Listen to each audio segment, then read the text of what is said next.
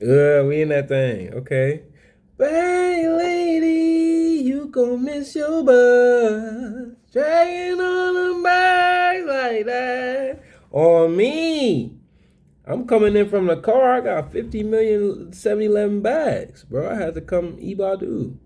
Bag lady, you gon' miss your bus. All right, I got a quick word, bro. I ain't got all night today. Um, tonight's Joni Jones is gonna be titled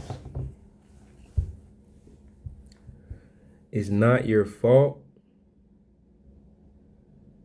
but It's Your Problem." It's your problem. It's not. It's not. Hold on. Like internalize that. Like it's not your fault necessarily. It's not necessarily your fault, but it is your problem to deal with. Yep. That's where we're gonna go. We're gonna unpack that. Yep. Oh shit. Yes, sir. God is good. Peace be with you. You know. Alhamdulillah. Yes. May peace be upon you, brethren and sisterin. Greetings. Hey, you see, okay now, with the little bun. When that nigga come mock neck off the thick frames, shiny, off that lapel, with that lapel. Yeah, you know. You want to know why though? Yeah, we gonna get into the message. You know. But you want to know why though? It's not about being vain, bro. That's like everything is everything. So even when I'm giving the message, it's these little innuendos that come through the cloth, not literally cloth, but the cloth, the living it. You know what I'm trying to say? Like when you niggas be like, I'm cut from a different cloth. Yeah, when you living in it, it's little innuendos, bro.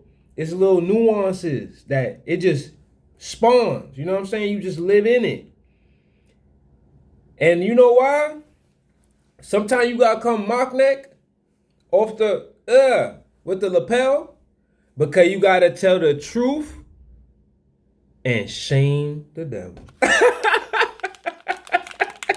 No, here it go right here. Here it go. Man, I done been through my fair share, nigga. That's what it's about, nigga. That's what it's about. And then you know when you go through your fair share and like you going through it or you have went through it, you went through your own go through, you know what I'm saying? And then it's almost like life wants you to identify with yourself as that thing. Man, hell no, man. No, we gonna step, bro. We gonna step. That's all that's about, bro. Just stepping. That's all that's about. It's not about nobody affirmation, nobody confirmation, nobody validation. It's just that the enemy, that resistance, that negative energy that tried to consume you and try to no weapon formed against me, bro. So them weapons that was forming against you, that rape that was forming against you, that molestation that was forming against you, that incoherency from your family that was forming against you, the ineptitude that was forming against you, the hood environment that was forming against you, and then you saw it and then you said, I want to come to a level that's higher than that. Yeah, put your best on, man. Sometimes you got to put your best on just to show that the world, not necessarily anybody specifically, but to the universe that no, I'm adhering to a thing that's greater than myself. I'm aligning to my future self. You get what I'm trying to say? And whatever that vision is that was bestowed upon me, every day I'm going 1% walk that thing down and then show up in a closer range, a closer realm, a closer percentile, a closer quadrantile to my higher self. You smell me? And sometimes it's not that you lying to yourself. Sometimes you gotta fake it till you make it. Until you really actually that version of yourself, as opposed to the version of yourself that you may have once been, or that the world or your traumatic experiences want to call you to be? Hell no. Now, the Obamas did a lot of fuckery, and we're not gonna get into that. But one thing, the coldest thing about their whole campaign, she said, when they go low, we go high. Nigga, what is you talking about? When they go low, we go high. Okay, so now that just was a little tangent. You smell me? Now the joint is not your fault. You smell me? It's not your fault, but it is your problem. That's spectrum based. You know how I always use that term like that? When I say spectrum based, that's like extremity, polarity. You know what I'm trying to say? Is leaning on each side of extremity. That's a spectrum. Like when you say fullness of a spectrum, that means that you experienced in the fullness of both of those ranges, both of those extremities. Now, you know how you got on and then you got off, but then you got dim? You know what I'm trying to say? Like that's in between both sides of the extremity, both sides of the polarity. So what I like about that term is that it's highlighting both sides of the extremity for us. You know what I'm saying? That's powerful. That's pouring into us. That's turning us up. Because when you know better, you do better. In a world where nobody knows what they're doing, when you know better, you do better.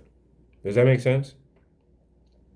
Like if if knowledge is power and I don't know what I'm doing, like when I say that, I mean like I was spawned into it and now I'm figuring it out. If that's to be true, if that's the case, then that means that with knowledge being power, the more knowledge I gain, the more awareness I gain. And then within that knowledge, that's why I'm saying I like that it's spectrum based like that, because it does the work for you. It shows you both extremities. It does it for you. It doesn't necessarily do it for you, but it puts it in plain sight. It puts it in plain text. Like this is it right here. This is the fullness, the captivity of this statement. So then now let's just break it down real quick though. While I roll the split though, nigga thick though, and then that bit. No. God is good, but it's not your fault, but it's your problem. Sit with that for a little bit though. Like internalize that for a little bit though.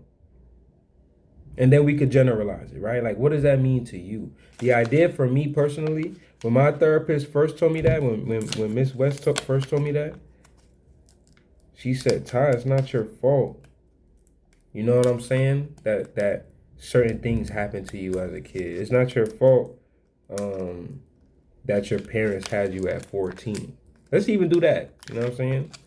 It's not your fault per se that your parents had you at 14 and you inherit everything that comes with having not just teenage parents, but like if you a teenager at 13, I'm not even going to explain it. Just know, like, my parents went through it, and then I went through it because they went through it, bro. Like, it was not easy whatsoever. I thank the Lord that it's something that I could just laugh, kiki about now. Like, we've all grown to such a point in our journeys together that we could just laugh and, you know what I'm saying, look back on it and laugh. But in reality, it was nothing funny. In reality, there wasn't nothing funny. That's how you know that all things work for the good. You feel me? Because it wasn't nothing funny about it. It was hard, like in the midst of it. And it shaped me. Like it chewed me up and spit me out. Like just that reality per se. Like not necessarily my parents. My parents not bad people, it's just they people didn't teach them. And then now they really freestyling. They freestyling in a world where everybody write their bars down. That was cold. My mama gonna like that. Mom, when you see that, hit me. You know what I'm saying? When you see that joint right there, hit me, bro. Cause that's grace. You smell me? Like, was it hard? Yeah, but then eventually you come to turn. Now this is the back end. I'm giving you the back end from the front. Pause. I'm giving you what it looks like on the other side. You know how they be like grass is greener on the other side. You seen that smile? You seen that laugh, that chuckle? Like that was a real deep chuckle, wasn't it? Like that was from my spirit, wasn't it? Cause that's true. Like that's real life happiness. Like I real life love my parents, and our real life came to terms with so many things that is no crucifixion going on no more. You know what I'm saying? Who am I? Like who do I think that I am, or high and mighty that I could just crucify my parents? Yeah, was I hurt? Yeah. Did I go through things? Yeah. Was it traumatic? Yeah. Did they do certain things that was traumatizing to me? Yeah. Did they raise me in a certain way that wasn't 100% perfect? Yeah. But do I love them? Yeah. It's like, bro, when my therapist hit me with this, it changed my entire life. Because she like, bro, it's not necessarily your fault that certain uh predicaments like you were just spawned into, you inherited certain predicaments. No, it's not your fault. But it is your problem. Oh my God, bro. And then I like that because nobody ever gave me that contextualization. Nobody ever gave me that contextualization, added structure to it, and then also gave me a presupposition.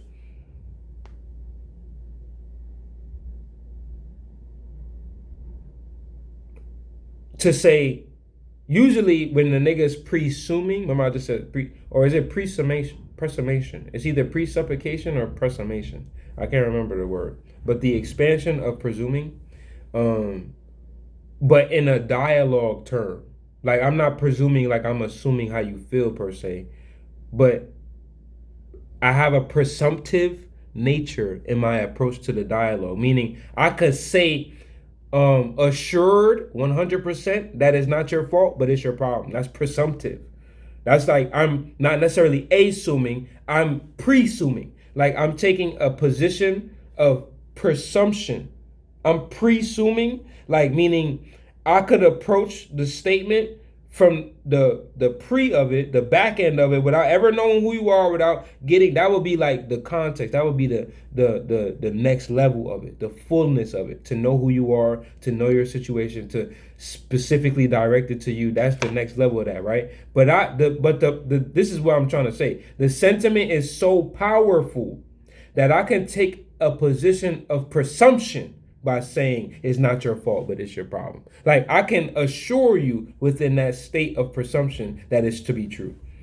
That's why it's presumptive. It's like if you say something that's not necessarily true, but it's presumptive, then that's empty.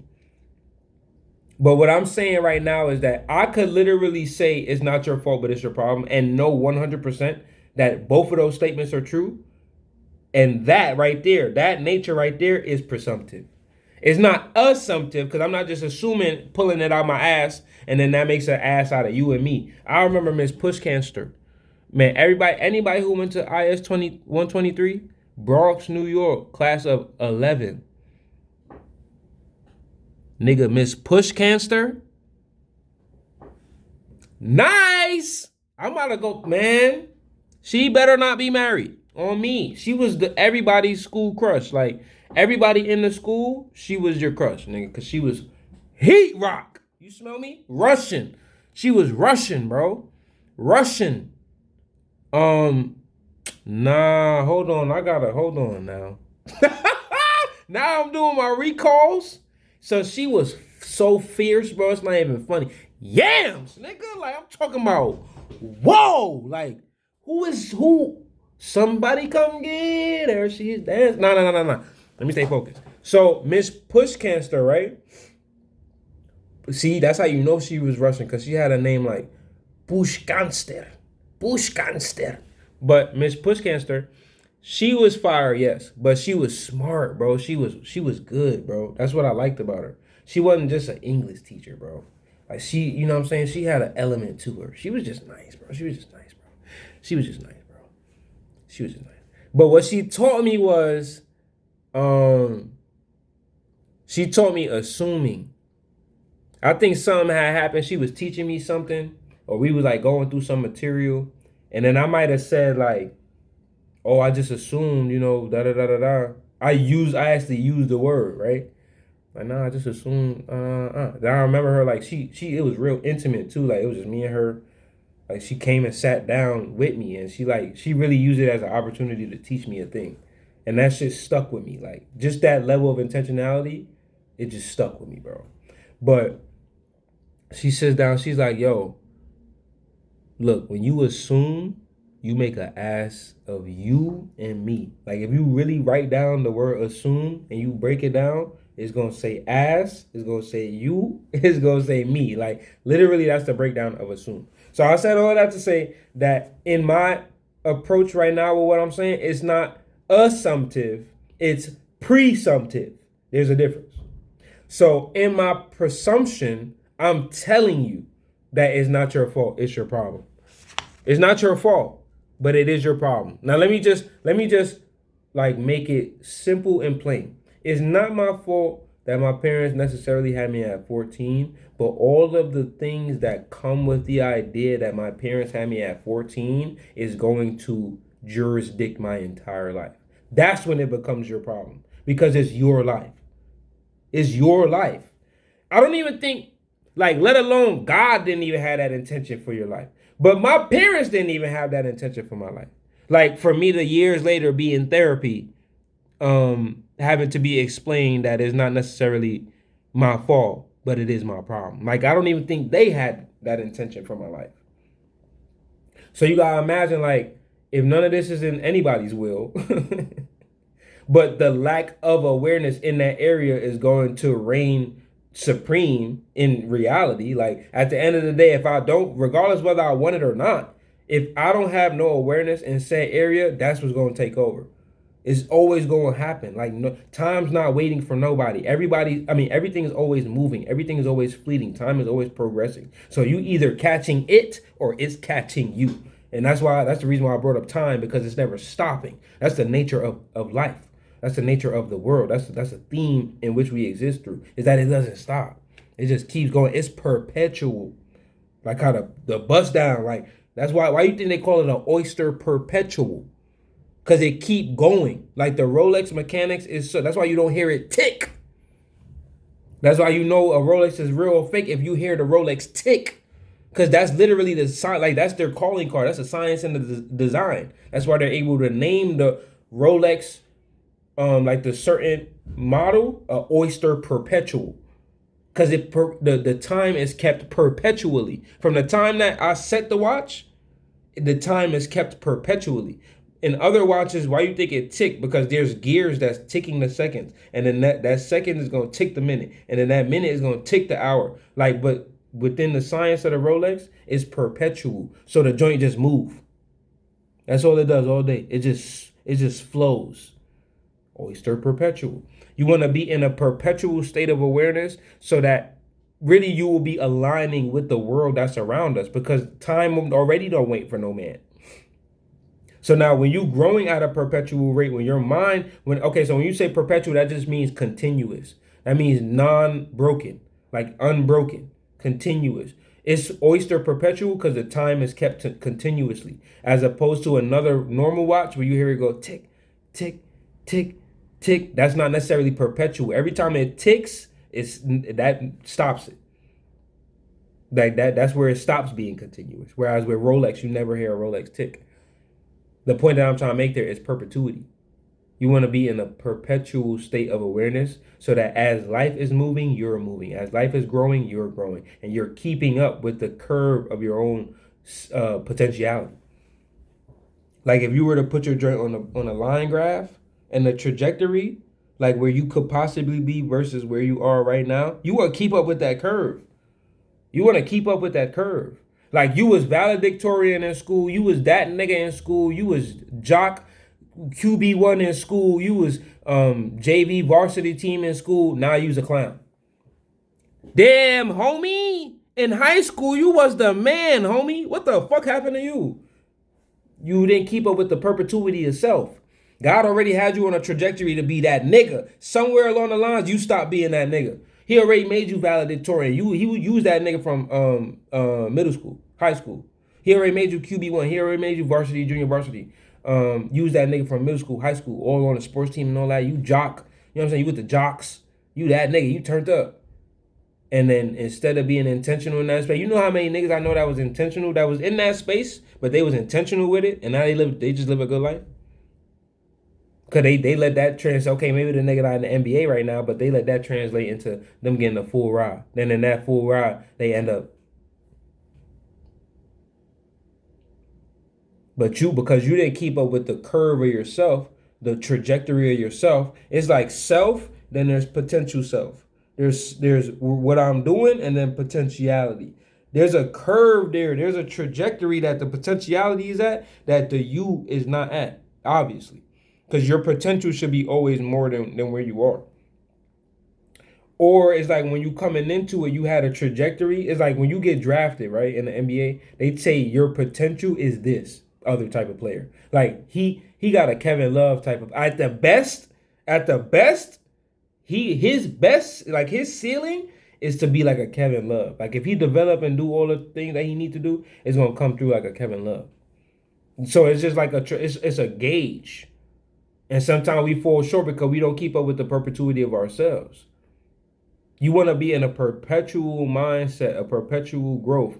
It's not my fault, but it's my problem. It's not necessarily my fault that I'm gonna just use my parents because it's just the simplest one. It's not my fault necessarily that my parents had me at 14, but it is my problem to deal with. This is why it's my problem to deal with, because you realize that if you got issues with your mother, that you're not gonna love your girl correctly because of that. Does that make sense? If the one whom in the female realm you initialize yourself with, that was your initial contact with the opposite sex, and it's that of ineptitude and void, that now in your natural adult life, and even sometimes as young teens, adults, like adolescents too, but damn sure in your natural adult life, bro, you gonna definitely be acting out on voids and ineptitudes from vessels that should have been filled with your mom and your grandma and your aunts, and basically your female hierarchical, your matriarchal lineage, your matriarchal influence.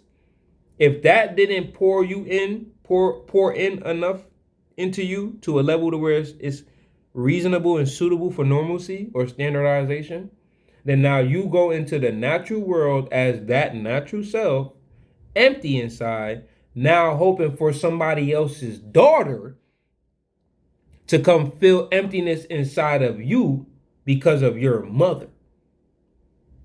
Does that make sense? Like me and my mother's relationship, the voids that existed in me and my mother's relationship played itself out not only in the relationship, but in the woman I sought out to begin with, even before you even get into the relationship. It's like literally you are everything you're not makes you everything that you are. So all of the yearns that you have, all of the yearns that I had for my relationship with my mom, I sought it in relationships with the opposite sex. And if you coming into it like that, it's not gonna be good.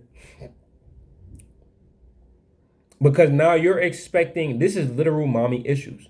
You're expecting from what you should expect from God, nigga, what you should expect from your mom, nigga, what you should expect from your hierarchical lineage to pour into you, like you expecting a stranger to do what God should have been doing for you, or what God is wanting to do for you. You are expecting a stranger to do what your parents should have done for you.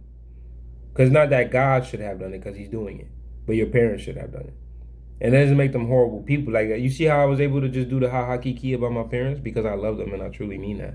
So it's not that I look at them like they're horrible people. Eventually you come to your own terms. And that's between you and God, literally. I love that statement so much. So much. It's so conclusionary. But that's between you and God. However you come to terms with that is how you come to terms with that. But he also told us to honor our mother and our father.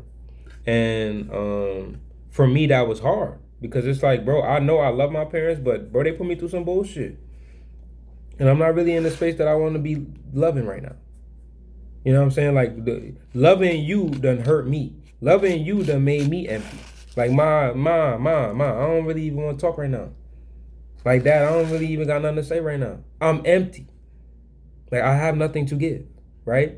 So then now that's where you start to see these things take shape. Like you become the red flag. Where it's like, nah, look at how I'm operating through voids. But all I had all my life was void. So unless you sitting with yourself in deliberation, in internalization, in externalization, get outside of yourself. Because if you could have healed yourself, you'd have done it already. Does that make sense? If you could have done it by yourself, you would have done it already. Nonetheless, or furthermore, even more than just done it already. If you could have did it yourself, you wouldn't have been here to begin with, to have a thing to do. I always say this, like, don't rely on your faculties, bro, because don't rely on your brain, right? Because your brain is going to trick you, clean out your position. If you could have got yourself out of trouble with that brain, you wouldn't have got yourself into trouble with that brain. Does that make sense? I see, and I only say that because I see niggas suffering, real life suffering, don't know what they doing. Life is horrible. No guidance, no direction, no nothing. But you would dare, the nigga would dare go step into a therapy office. I'm like, what better are you doing with yourself? Sucker energy, bro. But why not? Like, what do you have to lose? What does somebody else's sound counsel have to wage against anything you got going on? Like, what better do you have going on? What better opinion are you getting? What better counsel are you getting? Ain't like a nigga rooted in the Lord and they just like, because even this, I feel like I don't necessarily subscribe to this either. But you got that certain person who's like, well, I got God, so he's my therapist. I mean, that's very well true, but what if God is sending you to a therapist? Like, what happens then? Like, you drowning, right? You drowning. Nigga come send you a lifeboat. You like, nah, I'm waiting for God to come save me. Nigga come send you a life. He give you the life jacket. Now I'm waiting for God to give me a life jacket. They come send you the helicopter to come like air you out of there, fly you out of there. You like, nah, I'm waiting for the Lord. Then you die, drown, and then you meet him, and then you ask him, you like, yo, like, what happened? Like, I was waiting for you to come. He like, bro, I came 3 times. Like, bro, I came 3 times, bro. Know when my provision is at hand. Like, know when I'm taking shape, bro. Like, so for me, it's just foolish. Like, you don't know what you're doing. Nobody knows what they're doing. And quite honestly, it's not your responsibility to, bro. Like, just go figure it out. Because really, it's not your fault, but it's your problem. It's not your fault your mother is who she is and raised you the way that she did. And now you got to deal with the ineptitude of being raised by said person. You still love her. That don't mean that love can't express itself through a distance, and you still seek help. Like, nigga, you need help. Nigga, you need help. Ain't nothing. It's not calling your people horrible people. It's not calling them. It's not calling them nothing. It's just saying that you're empty. And that you need some fulfilling. That you need some help. That you need some love. It's not your fault, bro, but it's your problem to unpack. It's your problem because it's your life. So all of these influences, think about it. You might not even, what's your first conscious thought? What, 3, 4, 5, 6 years old? So imagine you already came into the game with 5 years of life, and then your first conscious thought is at that 5th year. It's not that you wasn't living before that, obviously, but I'm saying you already come into the game with mad different influence, mad different implications. So much so that you can't even remember your first like waking thoughts, your first conscious thoughts, but up until like, you know what I'm saying? Like, what's the furthest thought that you could think back? How old was you when you could think, like when you could recall that thought? Like in that time, how old was you? Let's say you 5, and your earliest thought of yourself, you 5 years old. Who's to say what was happening in them 5 years that already cemented a certain structure that you was gonna have to live through? Like, what if you was born a crack baby? That ain't got nothing to do with recalling the first thought. You was just born into crack baby.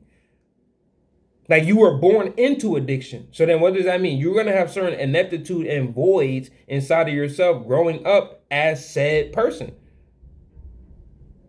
So really what it's a call to is a call to grace for everybody that's involved. For yourself and the other parties.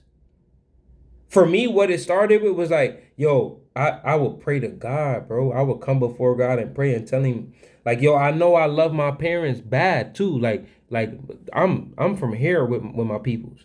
Like, I know I love my parents. But right now, God,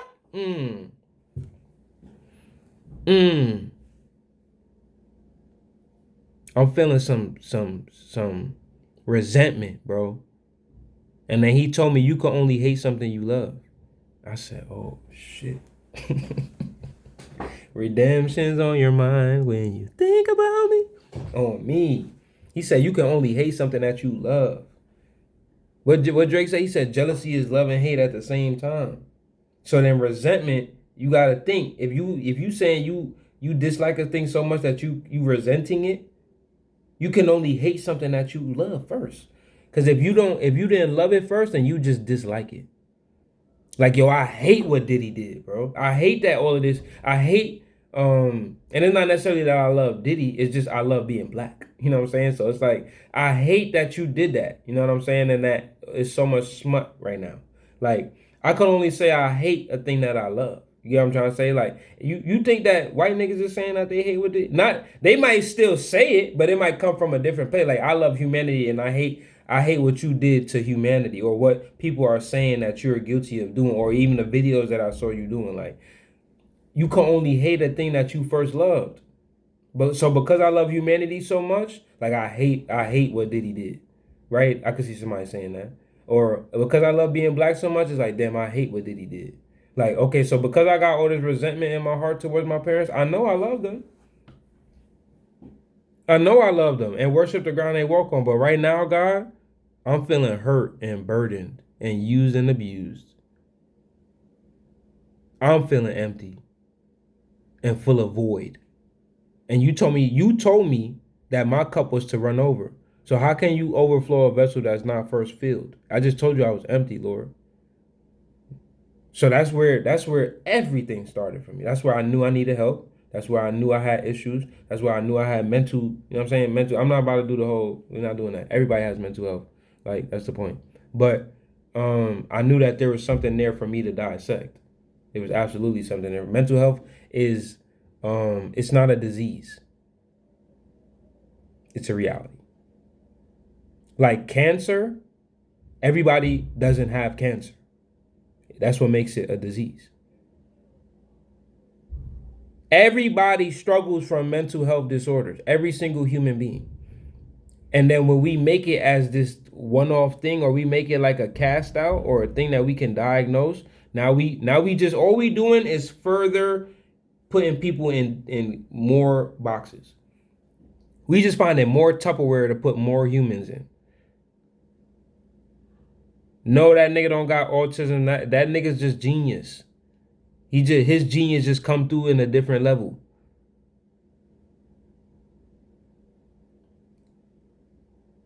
So all in all, it's going to be these trigger points that's going to call to us to show us that there's more that's required here. You need help. And there's nothing wrong with telling yourself that you need help. That don't make you loony. That don't make you dumb. That don't make you stupid. That makes you human. Because we all need help. And we're all struggling. Little did you know. Did you know that struggle actually is the one binding term of humanity? And I bet you never thought about it like that. I bet you didn't think that although I'm black and he's Asian and he's white and he's Hispanic and he's Portugal and he's Russian and he's Ukrainian, the only thing that's binding us together more than anything else is that we all have a story. We all have a struggle. Yo, bro, you good, bro. You real good, right? You that nigga for real, but you can't even really access being that nigga because you stifled. You backed up with badness. You stifled, bro. You got stinking thinking. You was born into constructs and precepts that date far beyond your life. And it's on you, if it don't resonate properly with your spirit, it's on you to seek higher counsel. Like I said, seek good counsel. Externalize it. Go find your companion in terms of a therapist. Because you're gonna find your person. In every realm, there's your person. In the marriage, romantic, emotional realm, there's your person. In the friendship realm, there's your person. In the business realm, there's your person. In the play realm, have fun realm, in congregation realm, there's your person. In every realm, there's your person. Because we wasn't designed to just be these islands. We were actually designed to be in contingency with each other. So the things that you lack, did you know that there was a person who studied 8 years to be the exact thing that you lack? To be called directly to you, to be sent directly to you? That everything that she went through in her life, everything that he goes through in his life is going to be an ode to your growth. It's going to be a testament to your growth. Remember, the alchemist Paulo Coelho tells us that the universe conspires in efforts of our manifestation. The universe conspires with us to manifest our own dreams. It's a conspiracy, and you at the root of it, and everybody is in cahoots to bring you into ultimacy. God is good, bro. It's not your fault, but it's your problem. Sit with that, unpack that. Sit with that, unpack that. Because it's your life. And really, we don't take stances of not necessarily prideful nature, but we don't take stances of ownership.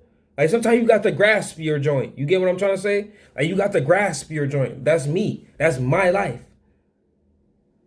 And it doesn't deserve to be jurisdicted by anything other than your own influence. God's good, bro. Peace be unto you.